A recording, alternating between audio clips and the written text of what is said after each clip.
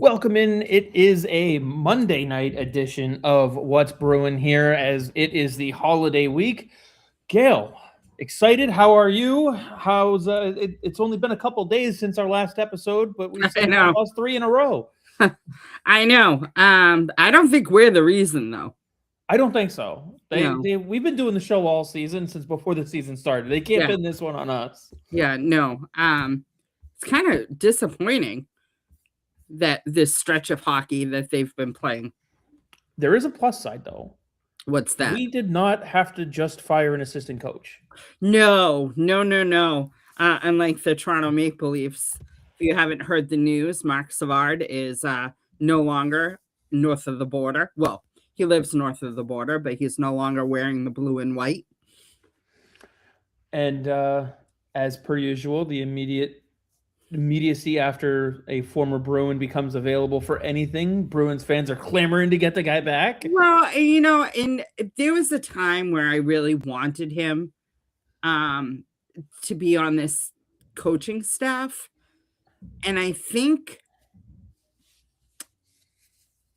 if they were to bring in Savard, it can't be as the power play specialist. They gotta leave Steve's spot where he is. I was gonna say I wouldn't If bring him in for anything, if they bring Savard to this staff, I would put him in charge of the PK.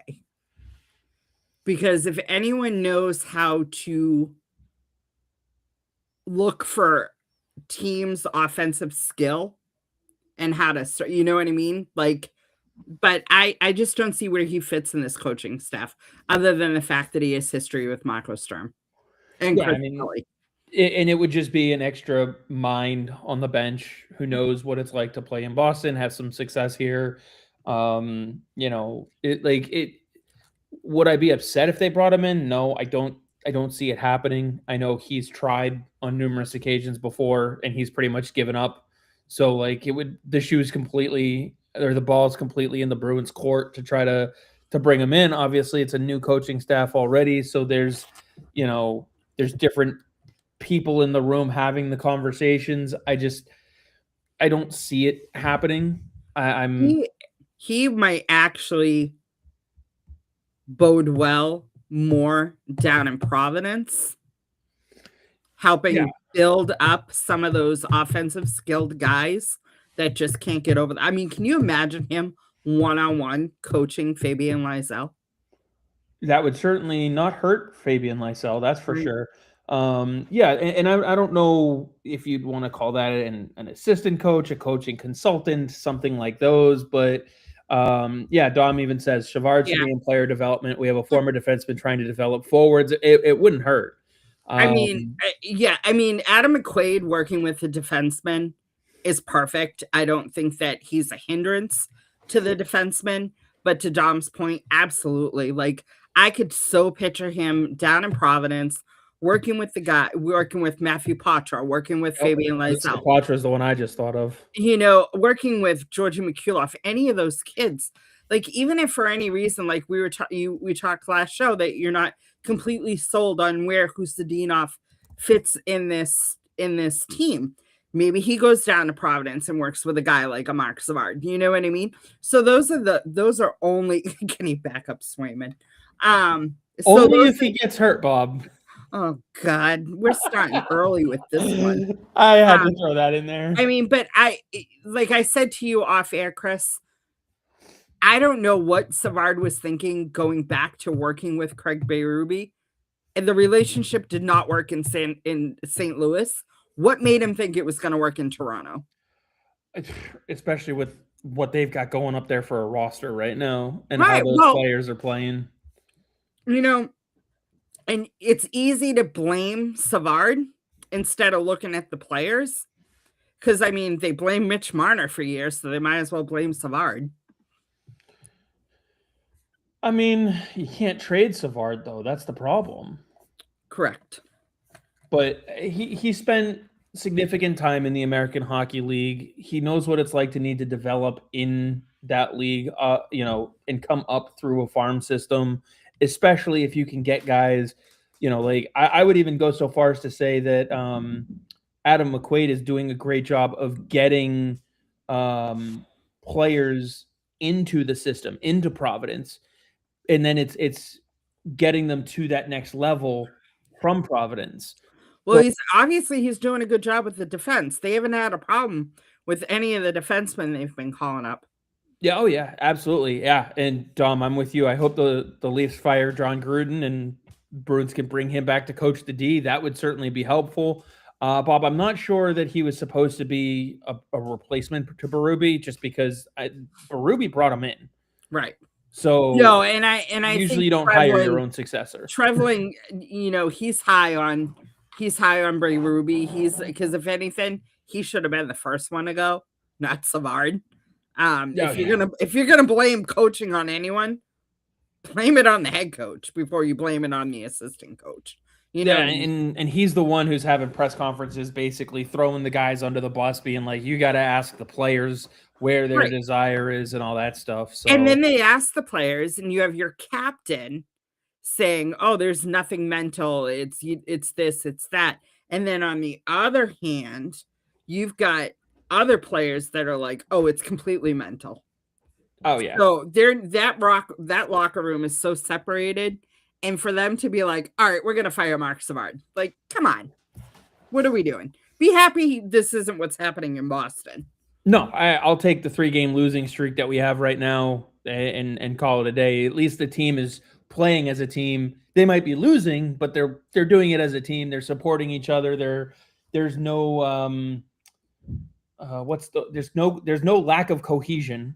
They just aren't finding the back of the net enough, and they're not stopping enough defensively. No, and in that Edmonton game, that 3-1 loss to Edmonton, I mean, there's not, you can't really hang that on Swayman. You know what I mean? Like you can't hang that game on Swayman.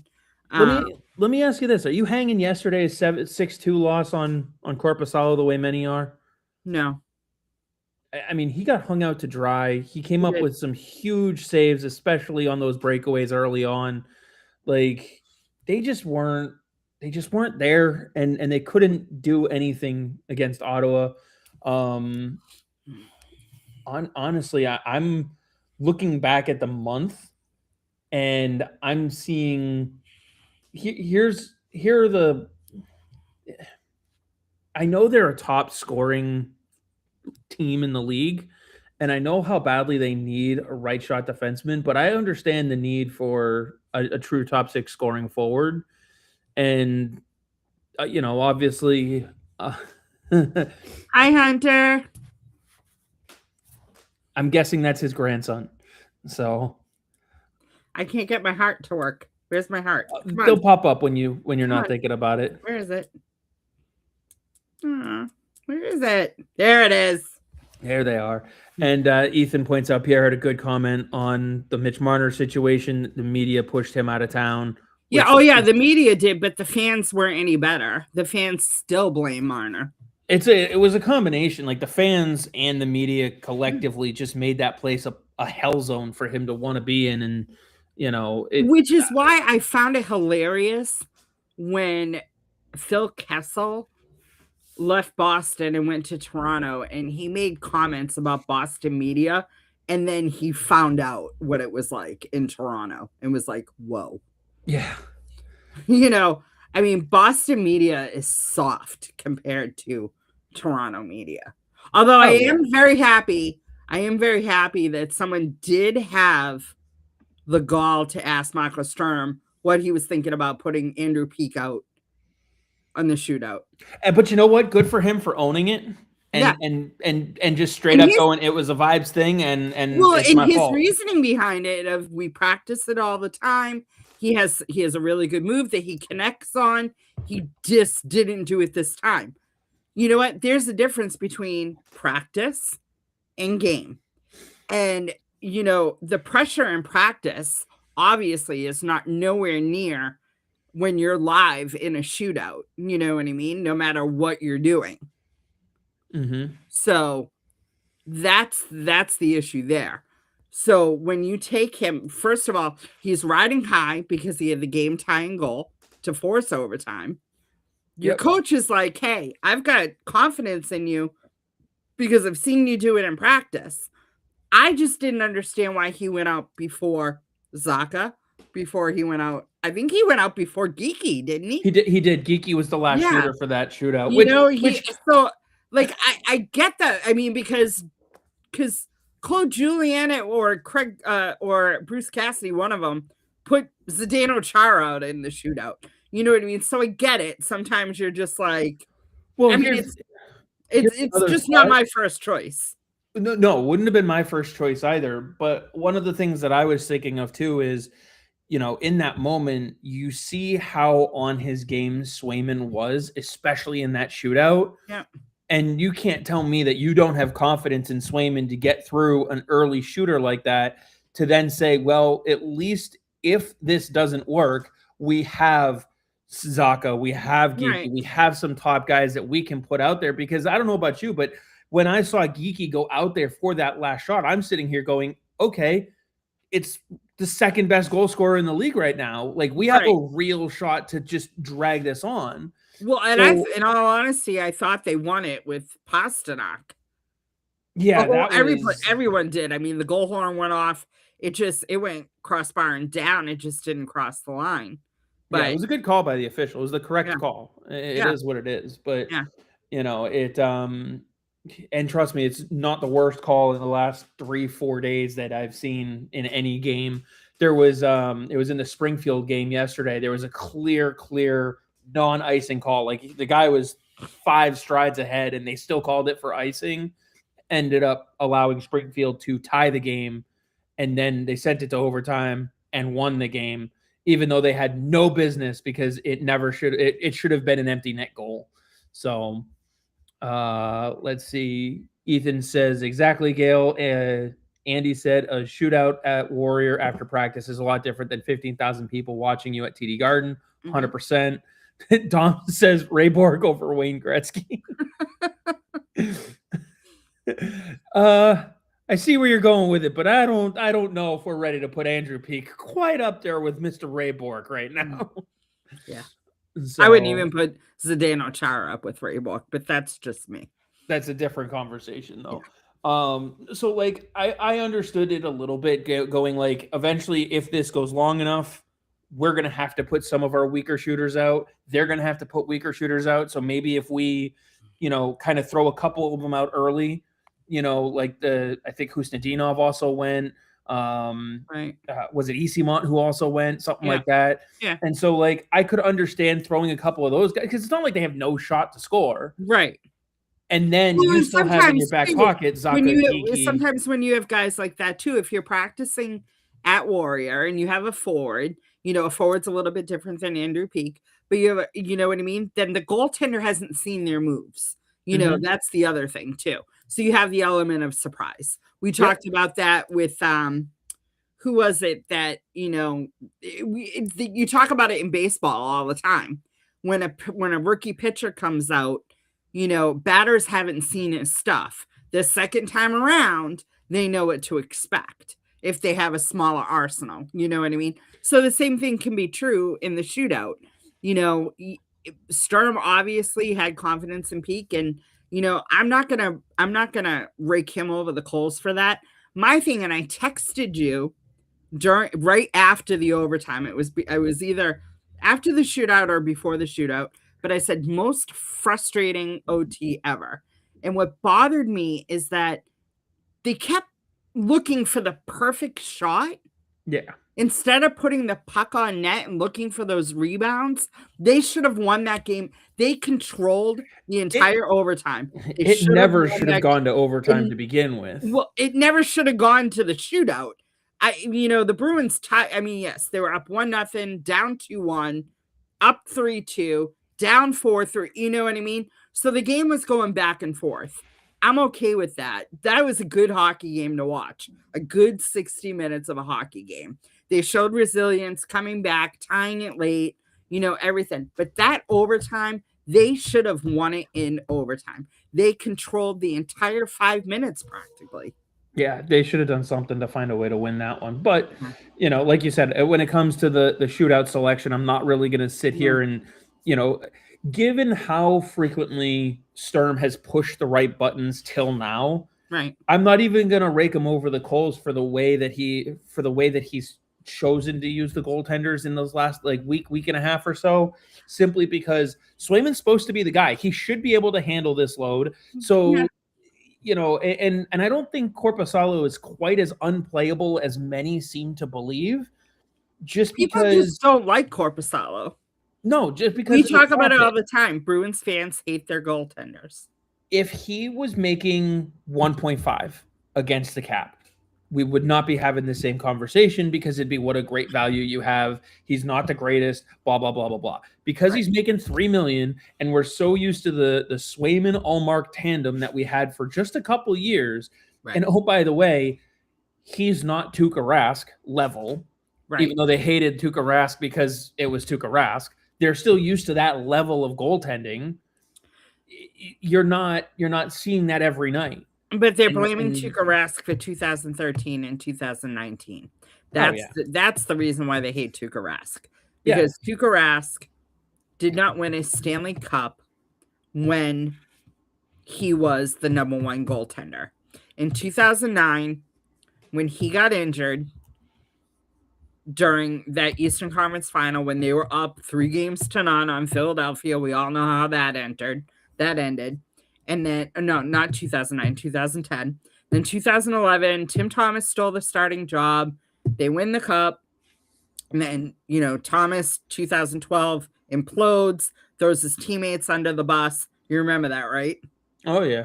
100% threw his teammates under the bus in that Washington series. And then 2013, here comes Tuukka Rask. And again, they weren't even supposed to be there.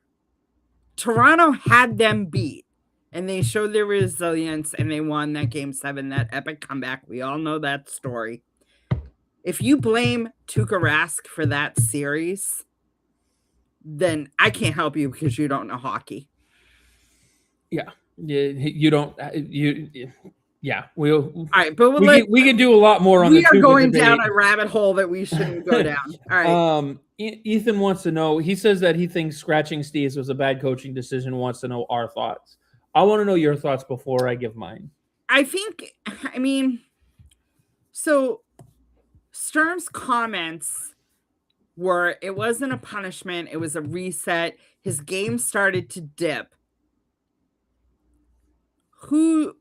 Why?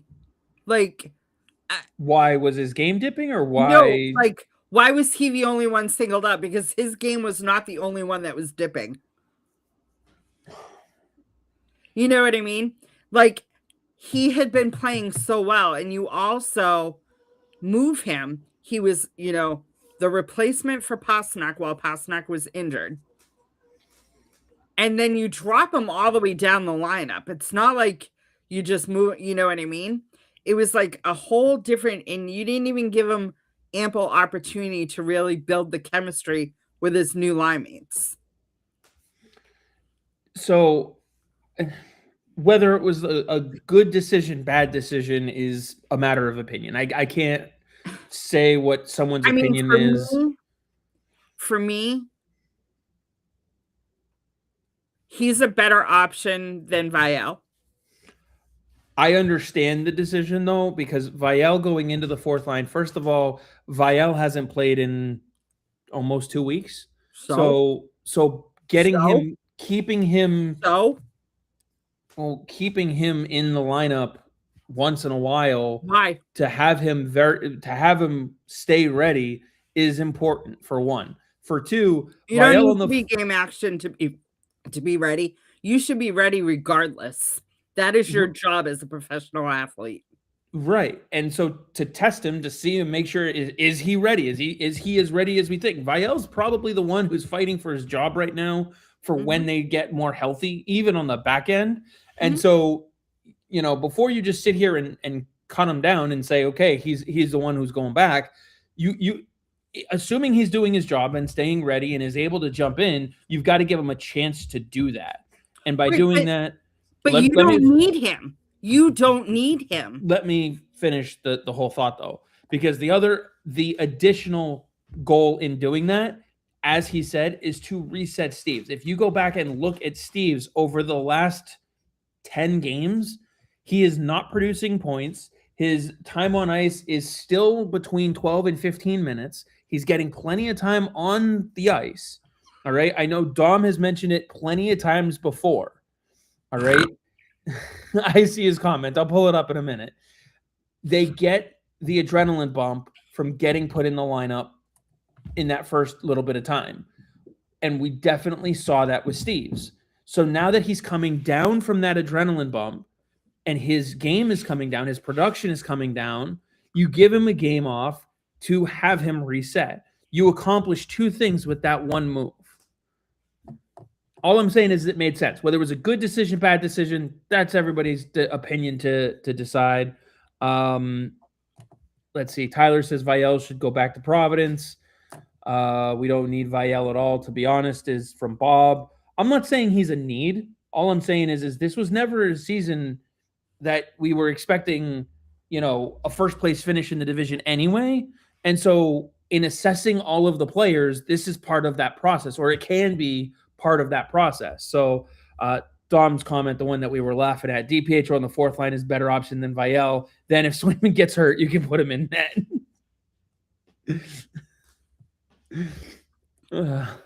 And then BG says Steve's game has fallen off since Pastrnak came back, but the big issue is the Bruins 5v5 play apart from the third line.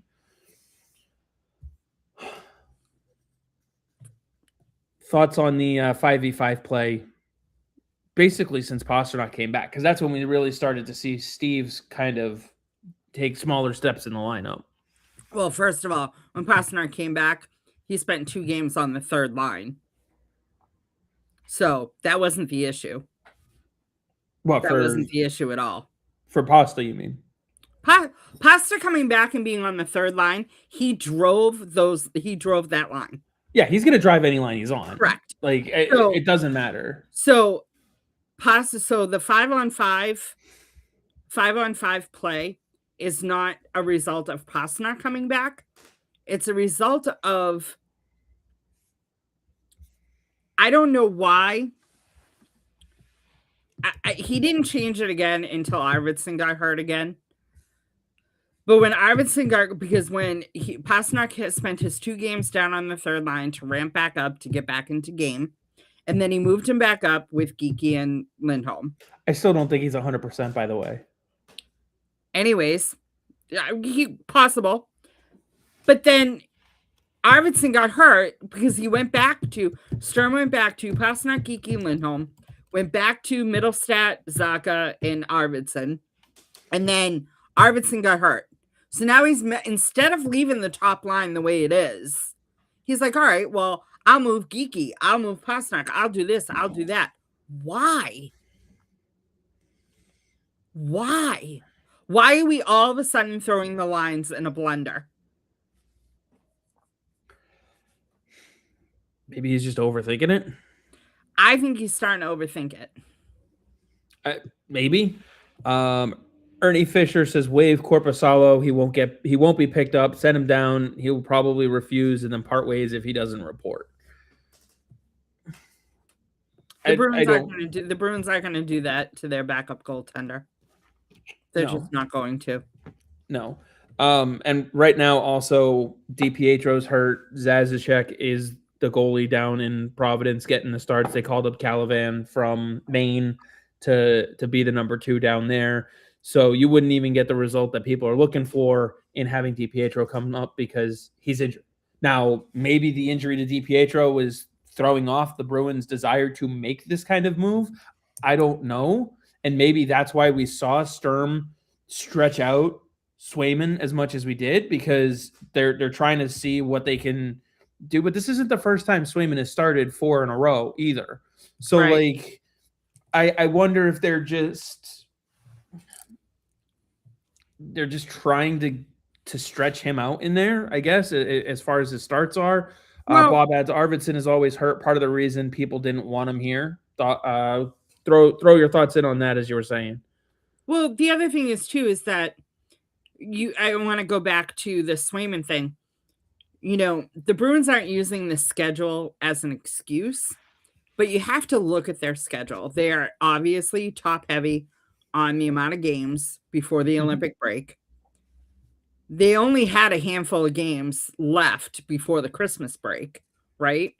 Yep. So, and you look at the teams that they were playing. Who's your best option against Edmonton? Oh, you got to go Swayman. Right. So they lose 3-1. Okay. You put them out there again against Vancouver. They lose 5-4, not because of Swayman. Not at all because of him, especially what he showed you in the shootout. Right. And then you finally put in Korpisalo, who now hasn't played since when? St. Louis, I think. Let's see. That would be the 9th. I think that was the last Korpisalo start. Because no, he played Detroit. Because Swayman had started 4 in a row, I thought. Oh wait. Right, but wasn't Hold on. the 9th, the 5-2 win in. Oh yeah, I skipped a whole week. Yeah, we're in the week of Christmas here. No, didn't he play Winnipeg? Well, it was either Winnipeg or St. Louis. Let me just check the Winnipeg game. I'm almost positive because Swayman only started 4 in a row, not 5 in a row. Let me see. Yeah, it was Korpisalo. He made 29 saves. I mean, yeah. Okay, so it was Winnipeg. I was off by 2 days. Yeah. So, I mean, he beat Winnipeg. So, did you really think he was going to come out and not play as well against? Not that it's his fault, but yeah. Not to mention the fact. I think it was the third goal, the one that beat him right over the left shoulder. That was just a perfect shot. Put in the perfect place, went off the post, and there was 3 screens. He couldn't see that shot worth a damn. He never saw that puck. The first goal, he never really saw that one either. Like he was screened all night. The defensemen were not clearing the puck. I think it was the second goal where he had to try to make the stretch with his right leg to get it went in just past his foot, and it's like they had so many chances to clear the puck out, and now all of a sudden you're down by a quick 3-0. Right. And you're and I gotta be honest, battle. I wasn't watching the game at that point. I was still watching the Fleet. I had not switched over. I was still watching the Fleet. I was too involved in the Fleet game that I just and I was like 6-0 now. 6-0-1. 6-0-1. Yeah, they did actually lose a game. They lost to Minnesota in Minnesota. Oh, that's right. But yeah. Frankel has a goals against average of like 0.6 or something, doesn't she? It was 0.4. I think it's 0.6 now. Yeah.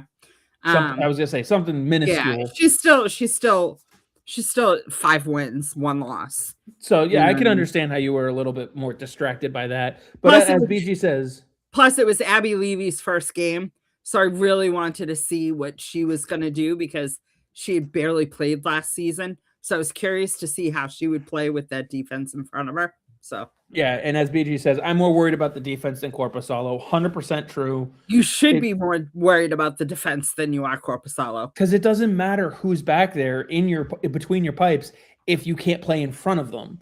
Right. So Ethan Russell adds that Zetterlund also had all the time in the world to find that little spot over his shoulder. 100%. And great shooters are going to find that spot. Can we go back to Ethan's question before the Swayman? Oh, this one, why'd you split up the third line? Because once you put them back together, they were the most consistent line. Thoughts on that third line getting split up? I mean, I understood trying to move Pastrnak slowly back into the game.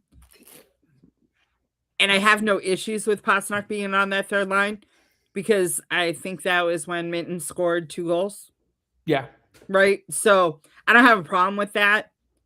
I have a problem with it going forward. If it's not Pastrnak on that line, there's no reason for it. You know what I mean? Like you should not be splitting up that line unless I don't know. I can't think of a reason why to split up that line unless someone's injured. Yeah, that's really the only thing I can think of. Dom adds, if Korpisalo makes any comments in the offseason about how he should have started more games, Sweeney should send him to Providence and say, okay, now you can start every game. And I would have no problem with that.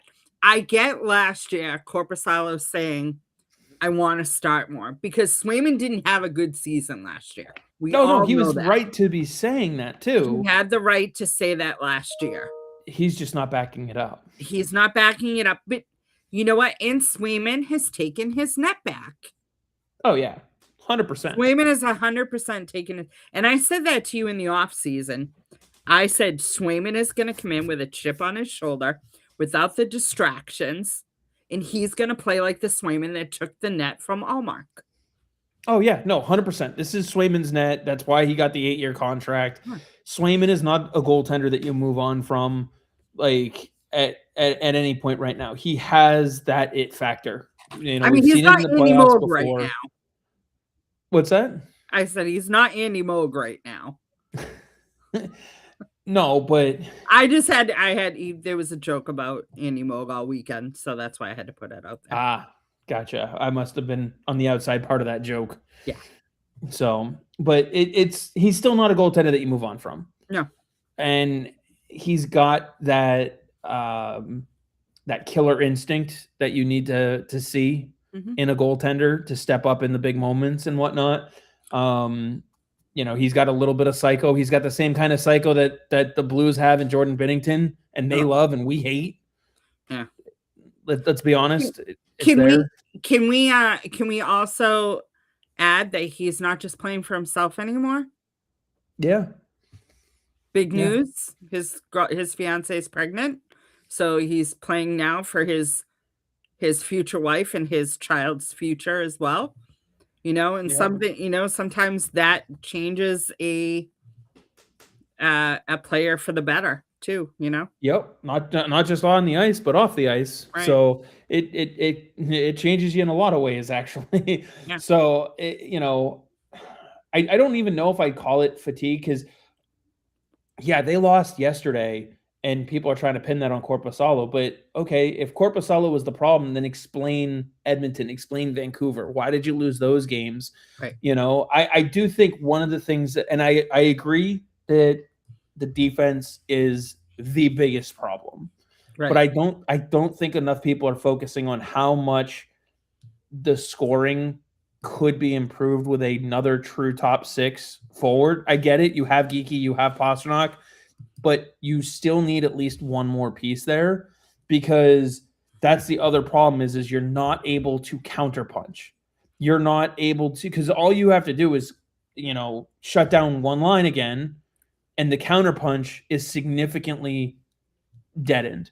Right. If you're the other team. Now, if you have Middlestad, Zacha, and Arvidsson, part of what made that line so great when it was completely healthy and all together is you have three veterans who know what they need to do to provide that second wave of an attack. They may not score, but they know what they need to do to keep the pressure on. And then if after them you're putting out that Minton line, that third line with Jeannot and Kastelik and Minton, and you're tenderizing the opposition. Oh, I'm so proud of you. You pronounced his name right.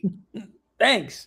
Then you get to throw back out the Pastrnak line. Now that they've gone through that wave of 1, 2, 3 lines, you throw that geeky Pastrnak back at them, and they're too damn beat up to deal with it. And now you're able to better counteract it. And can I also throw out there, too, that I know a lot of people are also down on Tanner Jeannot, but who leads the team in hits? Jeannot. By 10 hits. Oh, yeah. Not just like a couple. 10 hits. He has more hits than Nikita Zadorov. He is a huge underrated factor in why you're getting the play out of Fraser Minton that you're getting. Because Fraser Minton doesn't have to worry about anything out there. Right. He can just play his game. Right, but if you look, all right, your top 5 in hits. Tanner Jeannot has 110.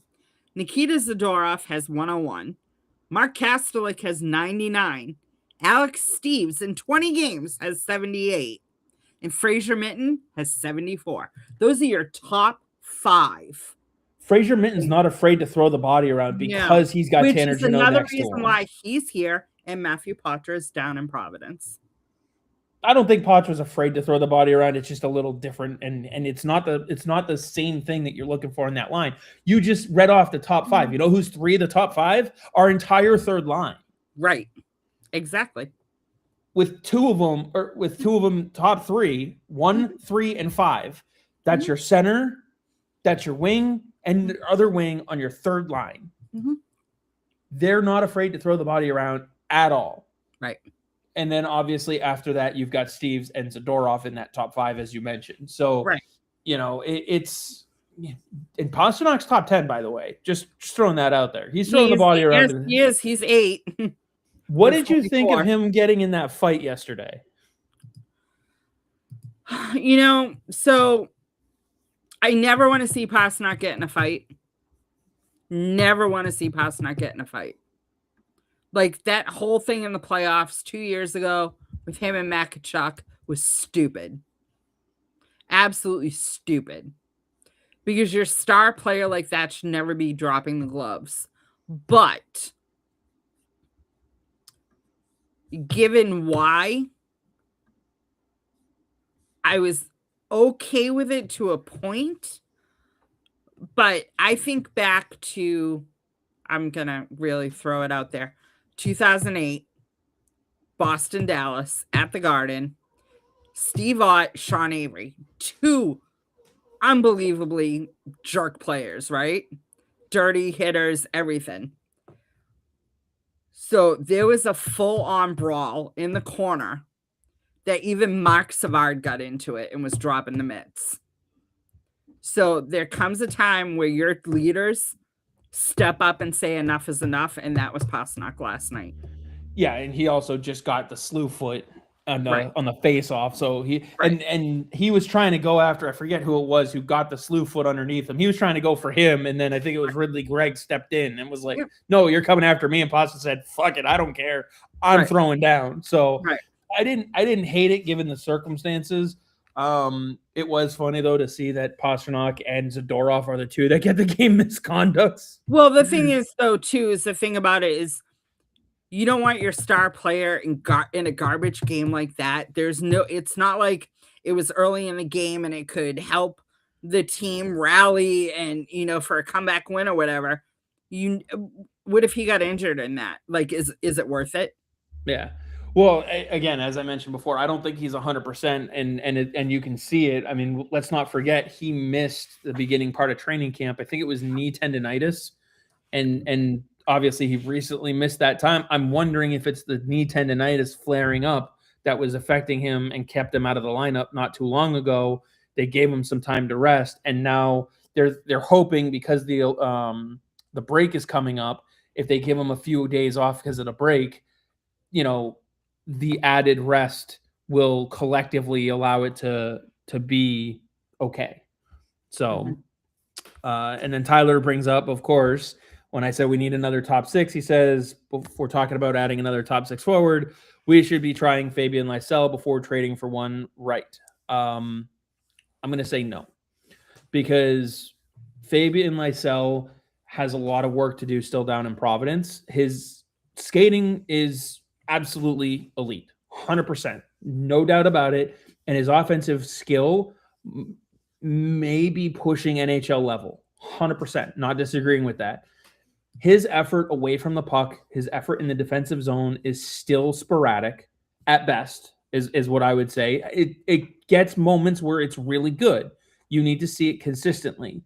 Also, let's not forget, he had a 12-game sample size last year and did not produce at a level where if he's not giving you defensive reliability, all right? And I'm not saying he has to be Patrice Bergeron out there. I'm not saying he has to be a Selke candidate, all right?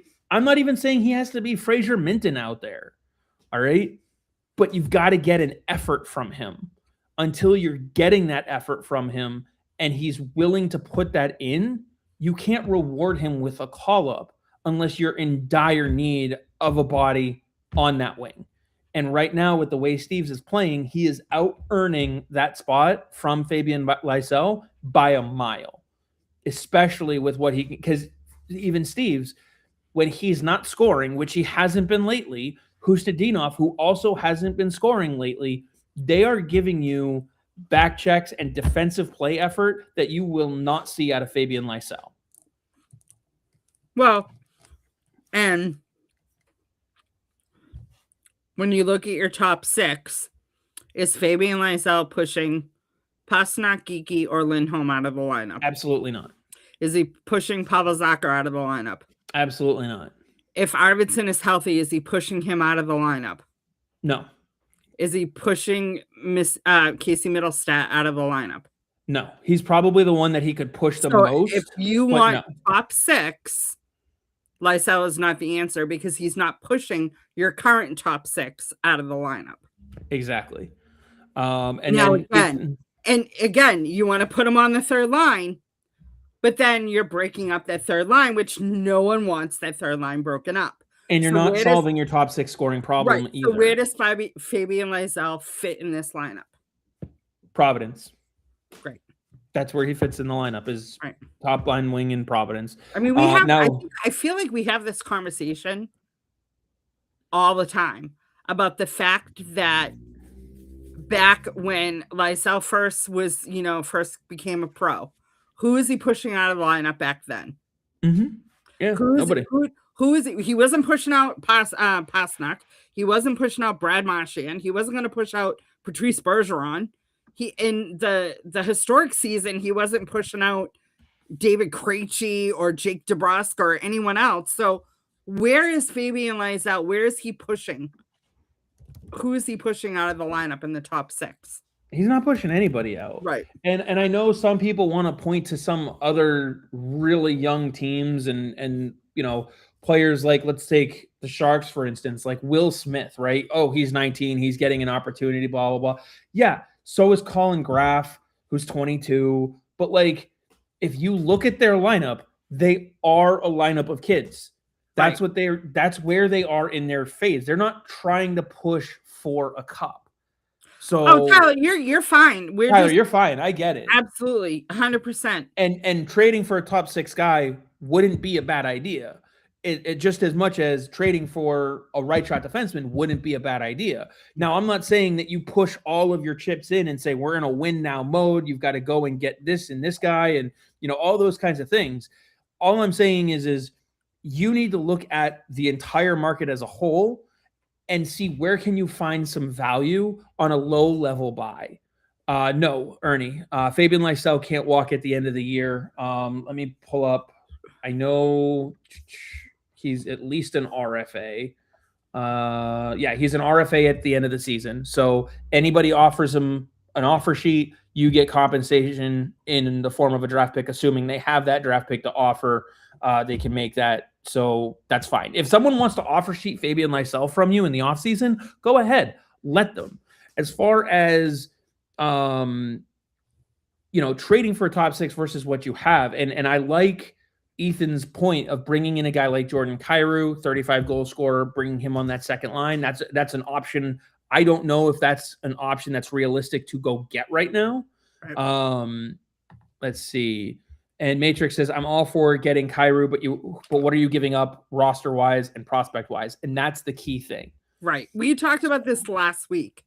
Who you brought up someone and I'm like, who are you giving up? I forget who it was that we were talking about. And I'm like, but who are you giving up in that package? I think it was the Quinn Hughes trade that we were talking about. Because I mean, you can want any top 6 forward. It's what you have to give up to get that top 6 forward in a trade. Unless it's signing someone in free agency, what do you have to give up? What are you risking of your future for what could possibly be a potential rental? I don't know how many years Kyrou has left. Kyrou has at least 3. I can pull it up right here. He's also got a larger cap hit because he's signed for a while. Kyrou has, he's got this year and 4 more at 8.125. Right. He's also hurt right now, so they can't move on from him in St. Louis. But, that's the type of name that you want to be going for. Right. I don't hate that idea. That's that, or you're gonna look for a buy low kind of guy. An example of that would be like Sam Colangelo out in Anaheim. He's not breaking into that lineup right now. Right. He's just not. 23 years old. He can play the wing. He can play the center position. He's a Mass native, so we know how much Don Sweeney likes those guys. But that's the type of guy. He's 850 grand against the cap. I think he's got this year and one more, and then he's still an RFA. So like that's the kind of guy that you're throwing a second round pick at and saying, can you come help this lineup as a 23-year-old kid? Mm-hmm. You know, yeah, BG, I like Neighbors more than Kyrou when it comes to scoring and stuff, but Neighbors will cost you a hell of a lot more because of his current cap hit. So let's see. Ethan Russell says the 2026 Toronto first and probably two other pieces as far as probably what it would take to get Kyrou, which is probably about right. But again, that first round pick and the two other pieces, are you willing to risk those? Let me put it this way. If I'm trading... Because you're not guaranteed chemistry. Right. If I'm trading one of my 2026 first rounders, I'm trading the Boston pick because I have better control over where that pick lands based on who I'm targeting in this trade. So if I'm going to add a Jordan Kyrou to my lineup, I'm trying to make a push to be 16 or better. That Toronto pick is more likely to be 15 or worse at that point. So as long as it falls between, 7 and lower, you get that pick. Right. So you have at least that opportunity to get a high pick. You use your own, which you're hoping to push to the late 20s by going out and getting a top 6 guy or a Hampus Lindholm type defenseman. Maybe it's Rasmus Anderson. I don't know. There's a few guys that might be able to fit that bill. I just think you're going to see Sweeney hit more on a buy low candidate than try and swing for the fences this season. I just don't know who else is going to become available as teams look to sell. I'm smiling at Dom's comment because that's exactly what I was getting at. Jordan Kyrou will not fit in that room. I don't think he would either. That's why I'm using him as an example as far as contract situation. Someone else brought him up. Someone else brought him up. He just happened to be, you know what I mean? So. Right, but I'm using him as far as the contract type situation, the looking to possibly get moved situation, a player who's produced 35 goals in a season, that kind of thing. I'm sure, Ethan, they probably tried to get Samoskevich in that Marchand deal, but they didn't have a lot of leverage in the Marchand deal. Marchand was injured. He looked like he was on the downward spiral. They had no leverage. Like the leverage was we have the player that you want. Right. And he wants to go there. Right. But let's face it, if something happened and that trade fell through, Marchand would have been a professional about it through the end of the year. Right. No, but the fact that Sweeney did him a solid and said, where do you want to go? And made it happen. That was Sweeney's way of saying, we're trading you. You're our captain. Thank you for your loyalty all these years.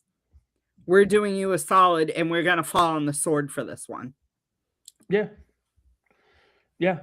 And I know just real quick, we've got the Neighbors, Kyrou, those names out there. I really don't think they're in on what's his name out in Vancouver? I'm blanking on it. Sherwood? Thank you. Kiefer Sherwood. I don't think they're in as much on Sherwood as we're being led to believe. I know that they've always been higher on Connor Garland, and obviously we know Sherwood's being dangled by Vancouver. I wouldn't be shocked if it's, hey, are you reconsidering Connor Garland at all? No, but we'll give you Sherwood. And now all of a sudden it's, the Bruins called and they talked about Sherwood again. Like, okay, fine. I just wouldn't really pay too much attention to those reports. The fit just doesn't make sense. They already have that piece threefold. You guys just spent 20 minutes yelling at me about Jeffrey Vial. Well, he's a slightly lower version of Kiefer Sherwood. Listen, I didn't yell at you. I just not you. I'm just saying in general. So yeah, as Bob says, they have 9 Sherwoods already. They don't need another. No, that's a good call, Bob. Can we go back to the defense? Yes. It's time For to change the pairings. you're not breaking up Zadorov and McAvoy. Nope, that is the only pairing that you are not breaking up. It's time to give Soderstrom a peek at Hampus Lindholm. I wouldn't. I said that from the day they signed him. I wanted to see that pair together to see. I don't remember if we saw it at all in the preseason, but obviously Soderstrom had a horrible preseason. So even if we did, I think it would look very different. Hampus coming back from his injury. It's not like he had anything, you know? Yeah. And depending on how far down to the studs they're willing to take it in, let's say, Calgary, I wouldn't be calling on Rasmus Anderson. I'd be calling on Mackenzie Weegar. I was just showing everyone what I was eating. Hot tamales. Ah, nice. That's the type of splash, though, that if I'm Sweeney, I would be looking to make because he's already got controllable term. And if Anderson is going to cost you 3 assets, why not give up a 4th asset and get Mackenzie Weegar instead? With cost certainty for 4 more seasons, who has a modified, his no trade clause becomes modified after next season. He's only 31, so let's not act like he's, 38, on the back end. So what are you cracking a smile at? Because we just talked about it. Someone on Twitter quoted me and said, Sturm, Savad, reunite with the character from, I forget his name. Basically like, please. I don't see the fit, at least again, with a main position. As far as like a consulting or in player development, all for it. So anyway, create a position like you did for Chara. Right, I'll take it. Special assistant to the coach. Create a position for Bergeron while you're at it. Assistant to the assistant coach. I mean, listen, you want to put Chara, Bergeron, and Savad in some sort of working with the prospects roles, I'm all for it. Right? Oh man, especially since it happened right before the show. So let's see. Matrix is my sleeper trade pick for Sweeney is Braden Schneider, which isn't a bad one at all. So what does Jokiharju do that Soderstrom doesn't? Jokiharju didn't have as bad of a camp as Soderstrom did, which is why Soderstrom was not here at the beginning of the season. Soderstrom needed to learn the system. He needed to get acclimated again to North American hockey.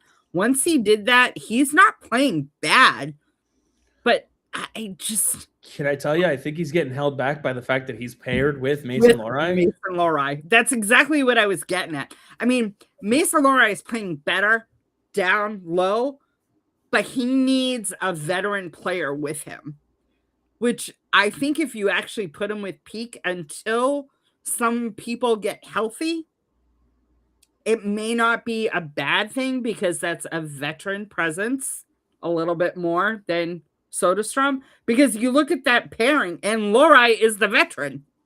Yeah, that's the sad part. That's the scary part. Never mind, sad part. But I would just love to see what Hampus can do, or I should say, what Soderstrom can do, learning from Hampus, being on the ice with him. Yeah, and I think it's a great pair that play a similar style. I think Soderstrom has a higher ceiling than what we're seeing because he's playing more in a defensive role because he's paired next to Lohrei, whereas he and Lindholm have an ability to think offensively, but with a foundation of defense. Now, the question that Ethan is asking, though, what does Yoki Haru do? Like, because he's saying he doesn't understand that contract. Yoki Haru became a free agent at the right time. Yeah. That's what think happened. that the Bruins thought that they were filling a need, that the sample size they saw of him last year was enough to warrant him a contract. Well, here's the other thing. Other teams would have been offering him similar contracts. If you think about what he was last year for this team, getting out of Buffalo, what you saw between Buffalo and Boston and the jump, the lack of a right shot defensive market, 3x3 was not a terrible contract to sign him to. No. In fact, he probably could have gotten more if he had hit the open market. Not a lot more, but it probably would have turned into a 3x3.5 or 3x4 if he hit the full open market. Right. Instead, Boston locked him down and basically said, okay, fine. Not to say they curtailed to the offer, but they curtailed to the value. Right. And they said, at least we know, or we think we know what we're going to get for the next 3 years, because we don't have anybody that we know for sure can fill this spot for a couple seasons. Now, It's also very easily an eatable contract that you can then say, we're going to stash him in the minors if he's that bad. Right. And it's almost a blessing that he got hurt. Not that I wish injuries on anyone, but it just... Dom says Yoki Haru took a payout to stay, and that should tell you all you need to know.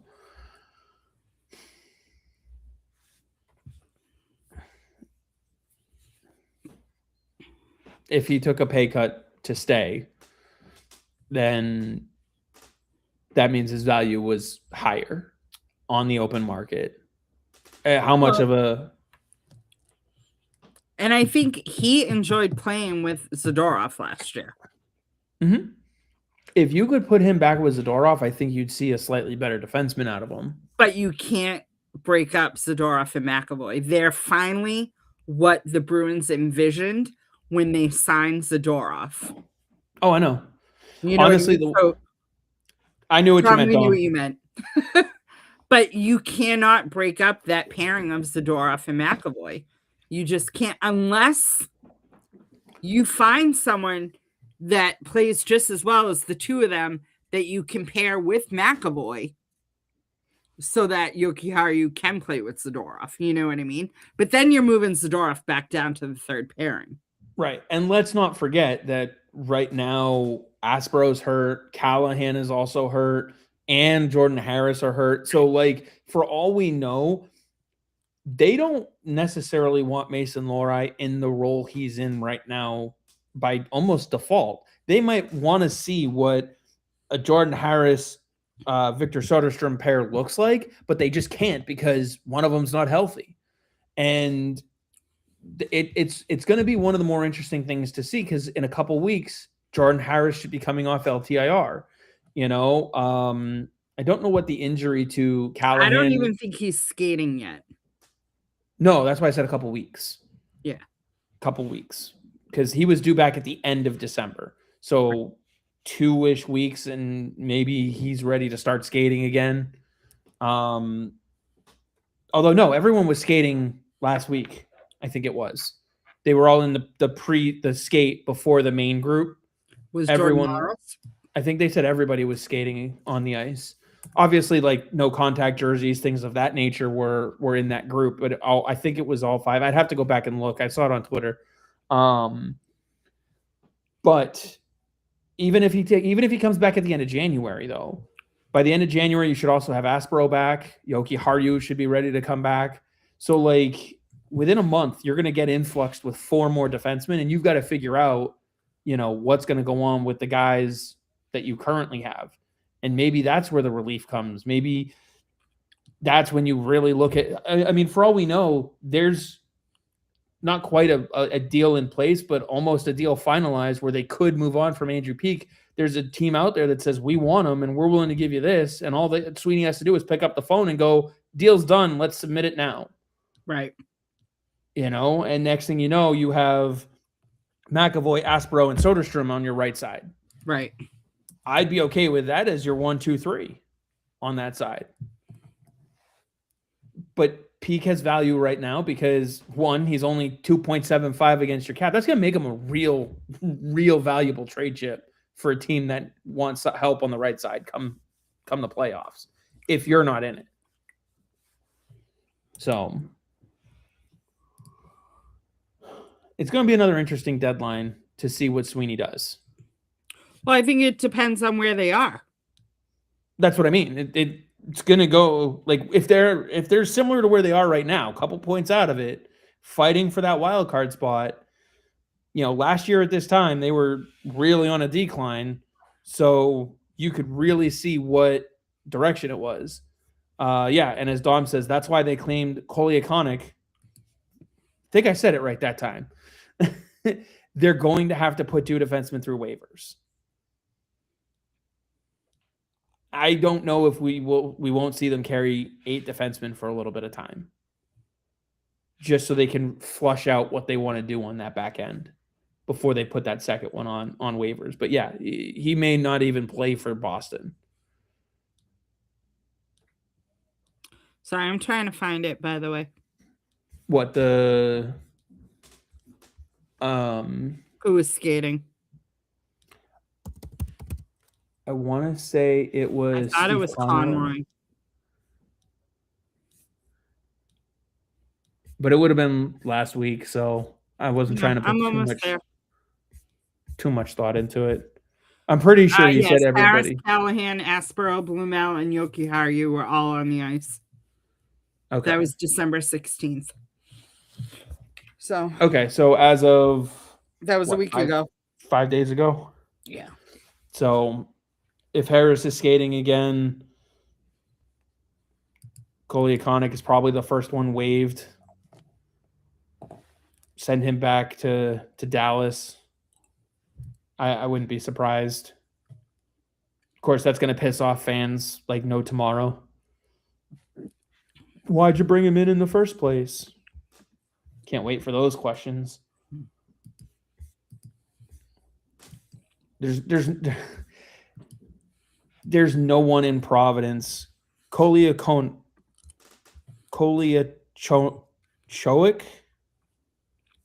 Thanks, Dom. I'm trying here. All right, I'm trying. I'm just now getting Kastelik right, okay?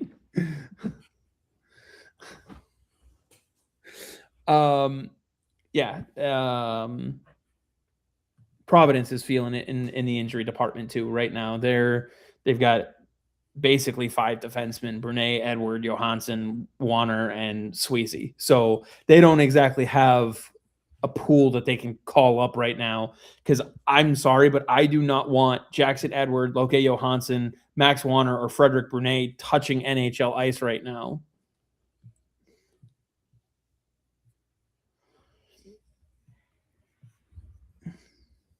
So it'd be Kolyachonic. I just looked up the pronunciation again. So I was close. For a guy who might not play in a Bruins sweater but gets claimed off waivers, I'll take it. Listen, if you can pronounce Kastelik right for a whole entire pod, I'll be happy. I know. That's what I'm saying. I'm finally getting Kastelik right. So give me a little while to get Kolyachonic. Yeah, no, those aren't guys though that I want to see touching NHL ice. So for them to go outside the organization, get someone off the waiver wire who might be able to give you something, I got no problem with it. Then you start to get healthy. He's the first one out the door. Fine. And then beyond that, you've got to figure out what you have in-house. I can't chat back, can I? I don't believe so. Why? What's the one you're trying to pull up? Hold on. No, wait. I can just go to YouTube.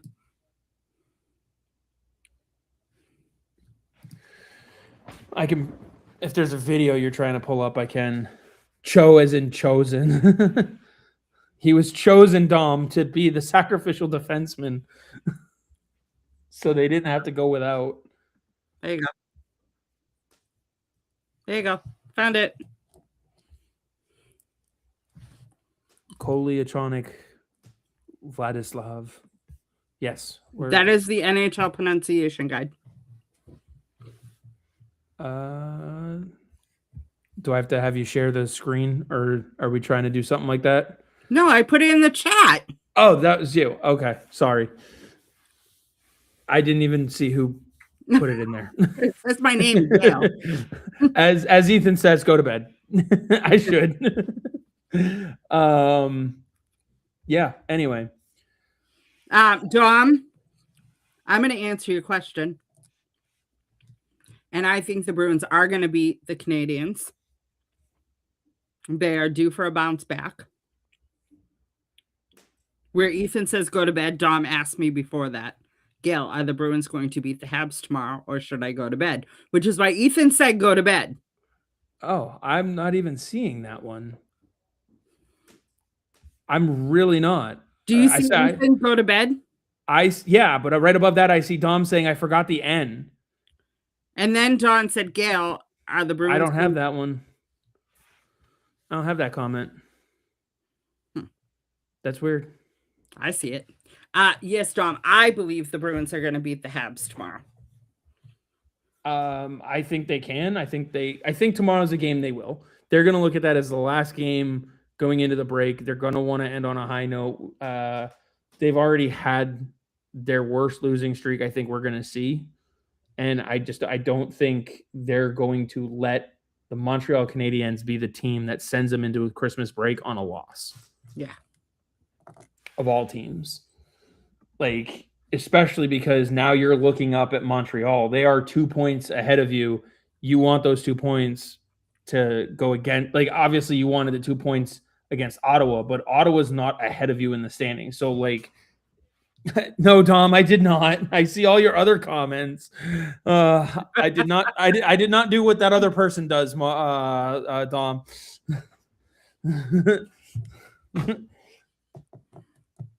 Fowler in net. Good luck. That's going to be a hell of a matchup, Swayman Fowler. But the fact that they have to turn to Fowler tells you what they're going through right now, and like Fowler's been good for them, but he has had, what was the game? He's played 4 games. All I'm saying is he's been good in the 4. I'm automatically clicked on Cam. There was one game in there though. He gave up, I want to say 4. Yeah, he gave up 4 against the Rangers and against the Flyers. So while he's basically, or no, he didn't give up 4 in one of them. He was a relief in one of them. But he's beatable. Now, the question is whether or not they're able to get through to him. That's the part that worries me, is their ability to score right now, because they're not.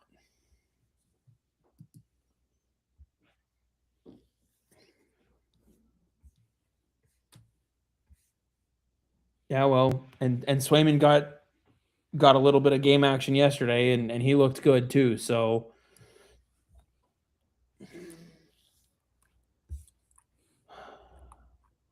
I think they can beat him.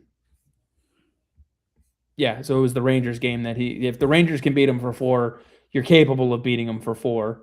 But who is the goalie that gave up the goal where Crosby became Pittsburgh all-time leader in points? It was Jakub Dobish.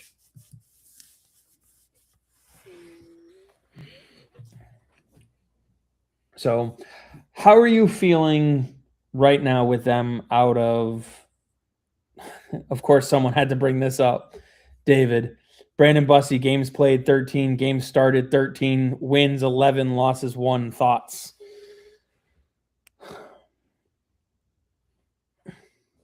I'll let you answer it first. I have no thoughts. He's taking advantage of an opportunity with a great defensive system in front of him. Yeah, it is what it is. It is what it is, and it's not like Boston went you suck, we don't want you. Yeah, let's not forget Florida also waived him to get him to Carolina in the first place. Right. Which means they have who is it? He didn't beat out Daniil Tarasov for the number 2 spot. And Tarasov is 4-6-1. So you think Florida would rather have Brandon Bussi over Daniil Tarasov right now? I mean, and let's keep in mind the Bruins extended Bussi twice.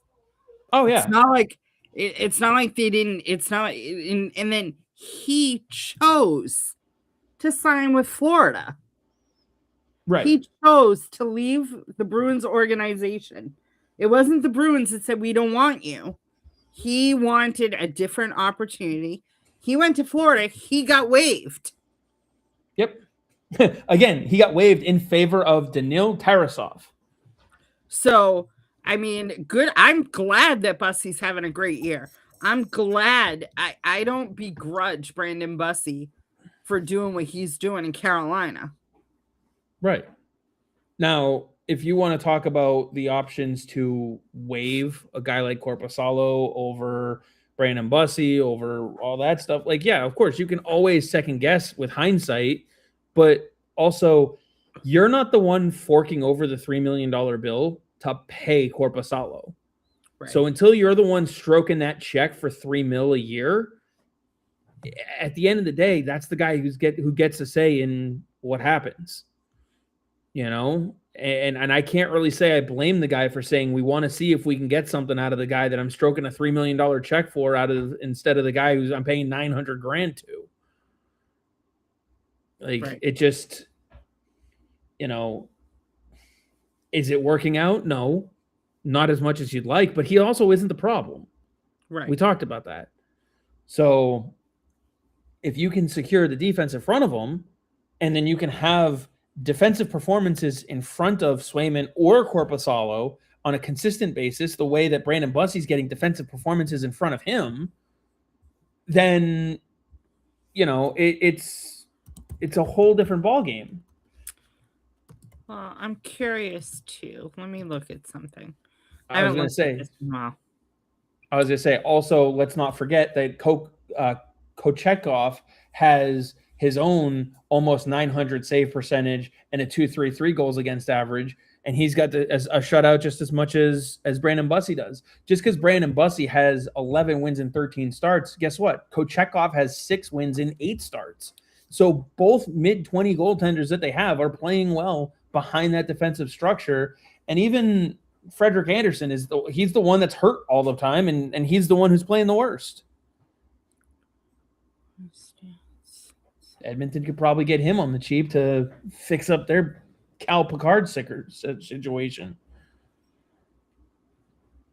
What are you looking up over there? So Bussi is 18th in the league with a 2.11 goals against, a 913 save percentage, right? That sounds right. He's faced 322 shots. Jeremy Swayman has faced 721 shots. How many has Korpisalo faced? Korpisalo has faced... Hold, please.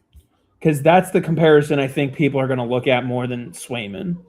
Korpisalo has faced... So Korpisalo in 14 games has faced 384. So 62 shots more, roughly. And he's given up 46 goals. Bussi has given up 28. I have it right here. Okay. And that's not a Bussi has 9 quality starts, which are the starts with the save percentage greater than the average on the year. You know, when they face more than 20 shots, which based on that is most of those nights. He's just getting a better, more predictable defensive system in front of him. He's not facing shots from the point with 3 screens in front of him all night long. Right. Because even without Jacob Slavin, Carolina's defensemen were pushing guys out of the way. Like, anyway, we've got one more show before the new calendar year. Yep. Obviously, we're not going on Wednesday because Thursday is the holiday. So we've got one more show, which will be next week on Tuesday, Yep. as we were announcing earlier today. If people were following along, I just noticed the time anyway. So check high danger shots. I'll work on pulling that up.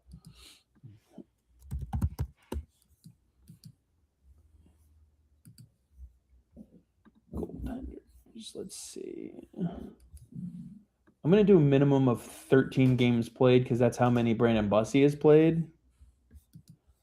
Oh, wait. Let's do this.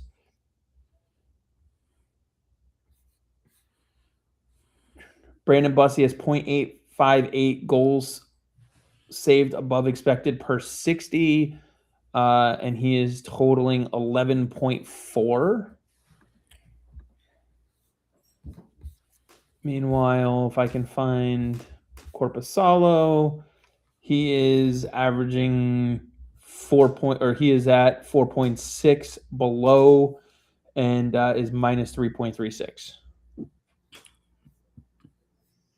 So there's definitely some telling numbers there. So much like many of our other prospects, he never got a chance here. I think Bob's talking about Brandon Bussey. Brandon Bussey, he got an opportunity to show what he could do. He just didn't outperform Korpisalo last preseason. Right. He had one great save. Everybody remembers the great right to left save that it was left to right because he's got the right-handed glove, and he was able to make it because he's a right-handed glove. No offense, but if you're talking last season, it was Swayman that was not playing well last season. And Bussey was not taking a net from Jeremy Swayman. They just signed him to an $8 million deal. Yeah.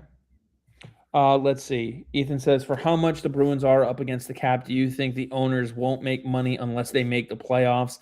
Could that drive them to be buyers? Have you met the Jacobs? I have not. I have. Can't say I've had that pleasure. I have. No, as long as season ticket numbers are where they are, they're not. No. Because you have to remember something. Delaware North, who owns the Bruins, owns the building. They own the concession stands. So therefore, the Celtics pay them rent. They get majority of the concessions, if not all of them, from the Celtics and the Bruins. Not to mention the season ticket prices for the Bruins. They get a portion of the Celtics ticket sales. So they get merch. Concerts. They get the PWHL game. They get the Shoresy game. I mean, all the stuff that goes on in the Garden, Delaware North owns the Garden. Yeah, they're not losing money by any stretch. No, because people still buy. Like if you search for tickets for Zdeno Chara night, January 15th against Seattle, the cheapest ticket is up in the bleachers, up in the balcony, not the bleachers, up in the balcony, $200 a seat without fees. Yeah, and even if they don't see any of the fees, they're still seeing all $200 for the chair that they own. Right. And that's per seat. Yeah. And that's the cheapest. Yeah. That's what the NHL and the Bruins should do is implement the same rule that Robert Kraft put in place for the Patriots, that resale cannot be more than face value, because those seats are $91 seats and people are paying $200 because it's the Bruins. Yeah. That's exactly what they should do, and they'd still make money off of it. It's not a matter of that. It's what would drive them to be buyers at the deadline would be they think the team can compete. Yeah. If they're not in the hunt for the wild card, if they're in the top 3 in the division, that they are secure, they look like, but it's too hard to tell with this division because it's like Literally, the Bruins will be in first place, then Tampa Bay, then Montreal, then Detroit seems like they're coming up. And then, it's like the only teams that aren't vying for a playoff spot right now are Toronto and Buffalo. So, in the East, yeah. right. Well, even in their division, never mind the East, just their Yeah. division. And so, as long as the Bruins are in a position to where they think they have a shot at not just making the first round, but maybe making it to the second round, then Sweeney's not going to sell. He may not go all in and buy, but he may look for complementary pieces that are not rentals.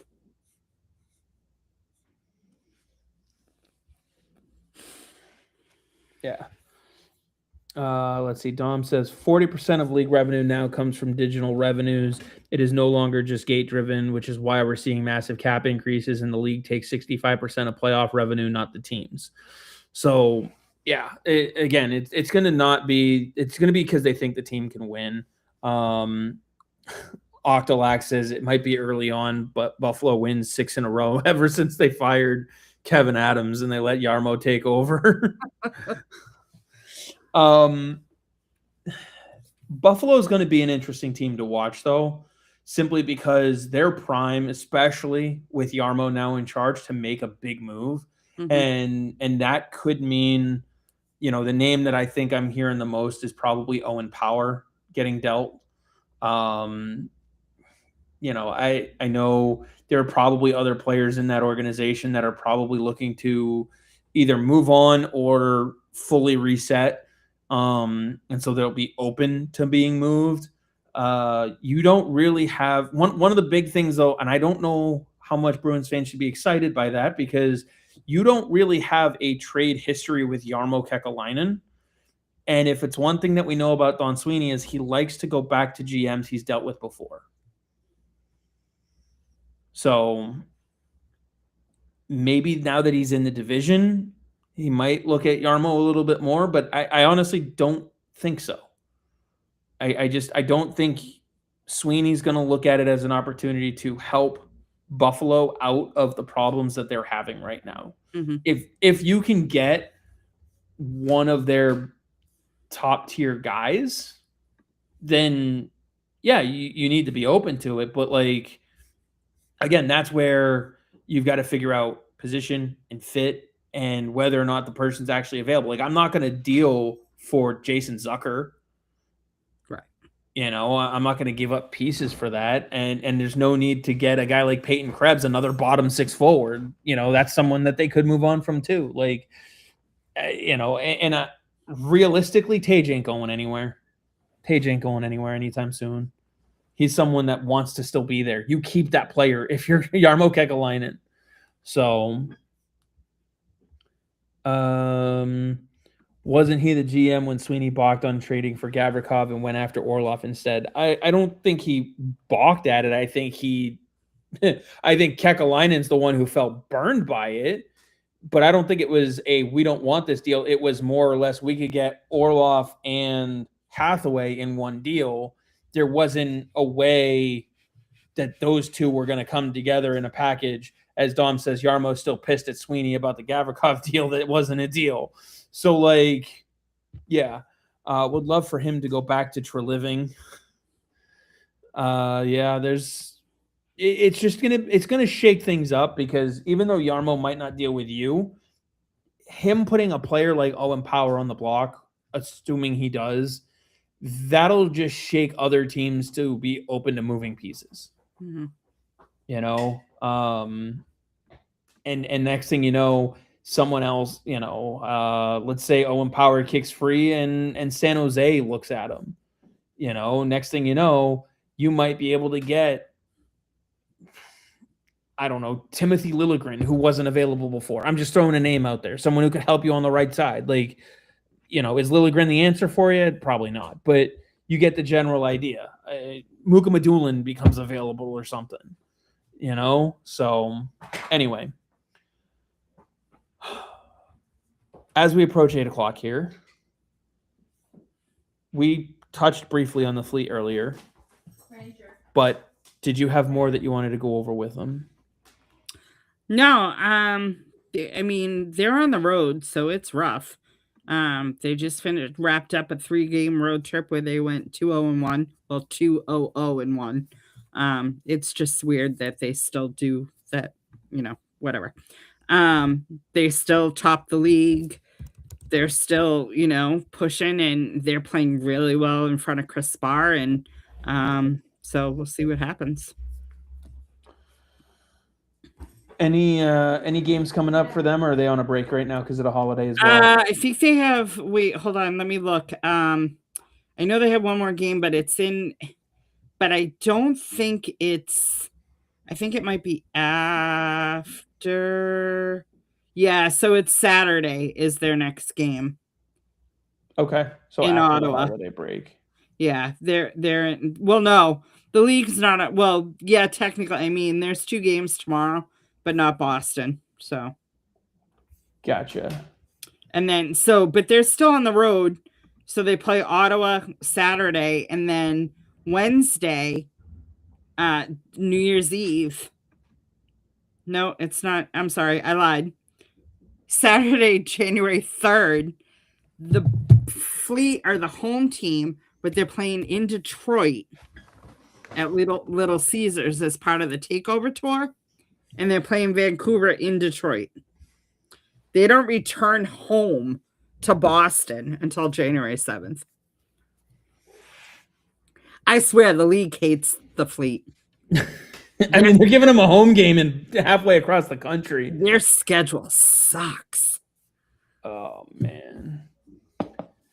Well, they're also the home team in Halifax. Oh, so they're that. I don't know. That's a whole nother thing. Yeah, I can't figure it out. Like, I literally will not make it out to a game till January 14th because that's the next time they're in Lowell. Oh, wow. I mean, come on. Well, let's see. And then they go on the road again. And then January 28th, they're in Lowell. And then they're on the road after the Olympic break. It's like they're so disjointed, it's not even funny. I swear to God, the league looked at Boston and said, let's screw you as much as we can when it comes to the schedule. Well, we got 2 more quick questions flying in here. And I want to know what your thought is here. David asks, have the Bruins seen the best from number 28, Elias Lindholm? Well, considering he had 7 points in 6 games or something like that. I think that's the ceiling. No, I disagree. That's not pushing close to what his ceiling is? He has 23 points in 27 games. Yeah, so 7 points over 6 games is over a point per game. That type of performance is probably his ceiling. I just don't think we've seen it for as long as we can. No, and I think that when he's healthy, you can see the difference. Oh, yeah. So. Oh, yeah, 100%. And then Bob says, if the Bees are in a playoff race towards the end of the season, what are the odds Hagens leaves BC at the end of their season? Now, Ethan Russell says that Hagens is definitely leaving after the year. So what do you think? I don't know. I'm not gonna. I think the door is still open for both options. Yeah. I think Hagens is playing well enough where I could see him coming out at the end of the year and turning pro. But at the same time, I can also see the roster construction being in a way where you say, look, if you go back one more season, we don't have to play you in Providence for a year. Right. You'll be ready to go straight to the NHL at that point, especially if you perform the same way that you have this year or even better. Or he may say, put me in Providence for the year. Let me learn the system down there. Let me learn pro, the amount of games, the everything else. Yeah. you know? That's what I'm saying. I think both doors are still open. I'm Yeah, not making a decision until the decision has to be made. right. He certainly looks good for BC right now. He looks like a very promising prospect, as he always has. What's up? I'm going to disagree that 28 looks off on the power play because he was part of that power play with that beautiful feed. Was it the Vancouver game? I think so. I mean, you look at the Ottawa game, they looked like ass, but the Vancouver power play game, the puck was moving and he's part of it. So Also, overall, these last 3 games were the 3-game losing streak. The reason why they are losing is because something is off kilter. Whatever that thing is, something is missing. They just have to figure out what it is collectively and address it. That's why they hit these 3, 4, 5, even this 6-game, 7-game losing streak earlier in the season, right, is because there was something missing from their performance. Now, a lot of times it's the defensive structure holding together and things falling apart like a wall of bricks. Right. But right now, their offense isn't going. It's not. Look at the last 3 games. They're not scoring goals the way they have before. We're not seeing 4th in the league offense right now. And yes, half the D is hurt and missing. That's certainly a part of it. And that is affecting the transition game, but it's not why you're not putting the puck in the back of the net. Correct. So they've got to, and I know Dom has talked about it before. He preached at the beginning of the season, they need more practice time. And right now they're going game, practice. So they're able to get some stuff and work some stuff together, but they still are required off days. Yeah. And the other thing is too, is that they're not necessarily getting full practices either. No, they're not. They're having morning skates and they're having optional practice. I mean, it's just because they're playing, they play, I mean, the amount of games that they're playing in such a short period of time, they're not, I mean, if you look at it last week, they played Tuesday, Wednesday, Thursday. They played Tuesday, Thursday, Saturday. That left them really 1 day of practice. Yeah. And it's been an absolute need for them because they're all learning this new system. We've seen what happens when they get practice, and we've seen what happens when they don't. I think also too, again, if you look at it, the Bruins have played 37 games. Only New York has played more. New York and Utah have played more games, 38. And I'm not saying that that's all, but I mean, Philadelphia has only played 34 games. And I really got to say, BG, he says right here, lack of physicality from all lines except Jeannot, Minton, and Kastelik. That's just not true. They are 3rd in the league when it comes to hits per 60. 3rd in the league, behind only the New York Rangers and the Florida Panthers. As far as overall hits, they are 2nd with 915. Only the New York Rangers have more, and they have 991 hits as a team. You know what part of their problem is? Who? Boston or? Boston. Okay. What? Penalties. Oh, yeah. That would be key. Let me see if I can find. I'm pretty sure they're still. They're still top of the league. 486 penalty minutes. 158 minor penalties, 14 major. 9 misconducts. So, yeah, they have 3. Oh, they don't even lead in majors, though. The Lightning have 17 majors. Yeah. So, let's see. Very much like Marco as head coach, however, being a rookie head coach in the NHL, do you believe mistakes have been made, i.e. matchups, lineups? Sure, absolutely. He's making mistakes, 100%. Some of them are working, and you don't notice them as a mistake. And some of them you're starting to see a little bit. In the peak in the shootout. Yeah. Sorry, did I say that out loud? Is he learning from them is the key thing. Yes, he's a rookie head coach at the NHL level, but he's not a rookie head coach at all. It's not his first time ever coaching. So can he learn from the mistakes? He's just like a player in that sense of Do you really think the rest of this year we're going to see Andrew Peeke in a shootout ever again unless it goes 16 rounds? Probably not. Maybe if it goes 13 rounds and you've got all but like, 2 people left.